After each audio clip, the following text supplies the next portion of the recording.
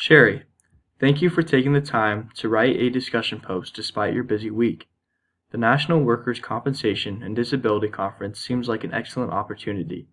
I am so glad that your presentation went well. Congratulations, and I look forward to hearing more about your experience.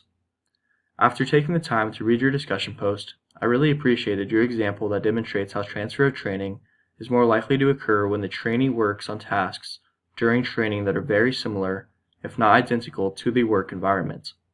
I agree that the theory of identical elements best describes this. According to our textbook, the theory of identical elements proposes that transfer of learning occurs when what is being learned in the training session is identical to what the trainee has to perform on the job. Transfer will be maximized to the degree that the tasks, materials, equipment, and other characteristics of the learning environment are similar to those encountered in the work environment.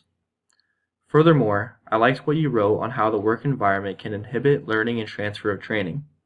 It's unbelievable to me that only 34% of trainees apply what they've learned to the workplace 1 year after a training intervention. In addition to gaining support from both peers and managers and having the adequate time and equipment to learn something new as you have suggested, page 176 of our textbook offers an outstanding table that lists the features of instruction in the work environment that facilitate learning and transfer of learning. Here is that table.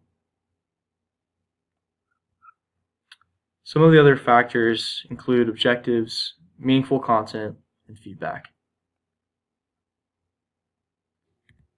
Thanks so much and have a safe trip home.